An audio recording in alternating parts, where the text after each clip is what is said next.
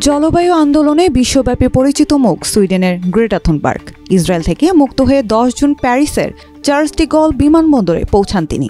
সেখানে স্থানীয় সাংবাদিকদের সঙ্গে কথা বলেন জলবায়ু আন্দোলনে সম্পৃক্ত এই কর্মী।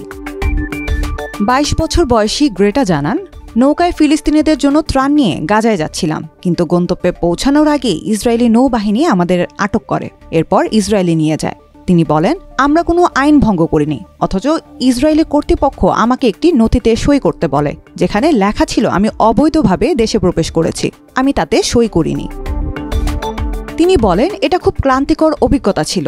আমি এখন একটু ঘুমাতে এবং গোসল করতে চাই। এই সময় ইসরায়েলের বন্দী তার সহযাত্রীদের মুক্তির দাবি জানান তিনি।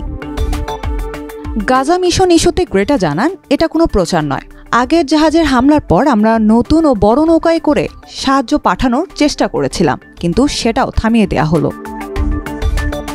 এ সময় 10 জুন মার্কিন প্রেসিডেন্ট ডোনাল্ড ট্রাম্পের করা রাগী তরুণী উক্তির প্রসঙ্গে গ্রেটা থুনবার্গকে প্রশ্ন করেন প্যারিসের সাংবাদিকরা। উত্তরে তিনি বলেন, সত্য বলার জন্য বিশ্বে আরও অনেক রাগী তরুণীর দরকার আছে, বিশেষ করে বর্তমান পরিস্থিতিতে। 1 জুন ইতালি থেকে গাজার উদ্দেশ্যে যাত্রা শুরু করে ত্রাণবাহী জাহাজ ম্যাডলিন। ইসরায়েলের আরোপিত অবরোধ ভেঙে গাজার উপকূলে পৌঁছানোর লক্ষ্য ছিল জাহাজটির, কিন্তু যাত্রা থেমে গেল আন্তর্জাতিক জলসীমাতেই।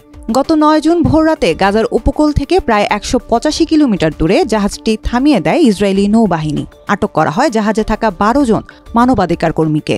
ইসরায়েলের এমন আচরণে সমালোচনা করেছে অনেক মানবাধিকার সংগঠন। তাদের মতে আন্তর্জাতিক আইন ভঙ্গ করেছে ইসরায়েল।